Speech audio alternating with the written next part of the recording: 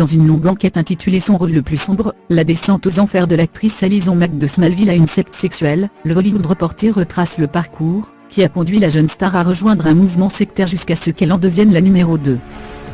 À lire aussi Alison Mack, Smallville, arrêtée pour esclavagisme sexuel dans une secte. Alison Mack, c'est deux stars qu'elle a voulu recruter dans sa secte sexuelle. Alison Mack et sa secte sexuelle, libérée de prison contre 5 millions. Selon le site américain, l'implication d'Alison Mack dans la secte Xiv, puis sa branche de recrutement de femmes devenant des esclaves sexuels, Dido pour Dominio Psychium Sororium, remonte à 2006.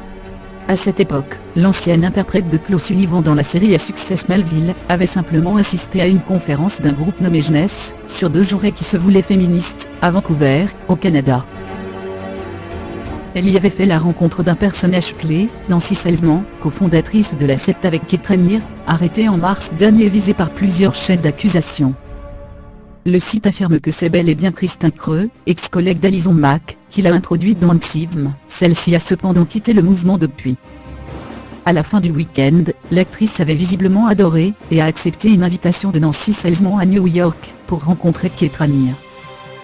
On lui aurait alors promis qu'il pourrait l'aider dans sa carrière. Le site rapporte que les choses se sont faites progressivement. Alison Mack, qui avait choisi de vivre à Vancouver où elle tournait Smallville, a ensuite fait la rencontre d'une autre membre de la secte, Barbara Boucher. Cette dernière, femme d'affaires et ancienne compagne de Kate Raniere, qui a quitté la secte en 2009, avait réussi à séduire l'actrice, qui allait de plus en plus souvent à des réunions. Boucher lui avait jeté un sort. J'ai entendu parler d'elle pendant 3 ans. À quel point elle était formidable et bonne dans les affaires. Alison avait un tel désir de devenir une femme d'affaires et d'avoir un mentor, relate une ancienne colocataire de l'actrice.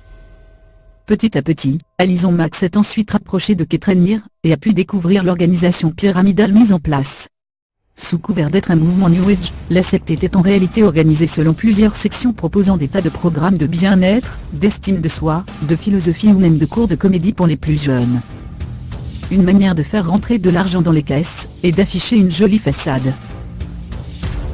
Alison Mack, qui avait été recrutée pour être la Tom Cruise de Xiv, en référence au rôle de l'acteur, comme porte-parole médiatique de la Scientologie, aurait essayé de recruter l'actrice Beverly Mitchell en plus de Kelly Clarkson et Emma Watson.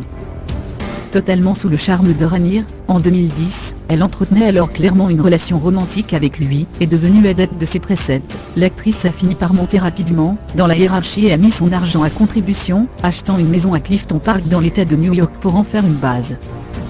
Elle pensait vraiment qu'enseigner la différence entre les hommes et les femmes était une bonne chose, que c'était pur et noble. Je ne pense pas que la moindre personne de son entourage voyait ce qui se tramait, qu'elle enseignait aux femmes à être soumises, raconte son ancienne consultante.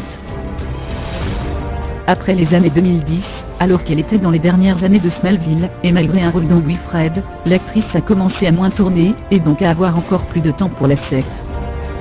Les départs et les aléas de la vie, 2 décès de femmes très proches de Kate Raniere, ont fait qu'Alison Mack est montée en grade. Selon une source proche, en prenant la tête de dos, l'actrice aurait réussi à recruter pas moins de 50 femmes. Ces esclaves ont dit que Mack était incroyablement intimidante, cruelle et punitive, racontait la source.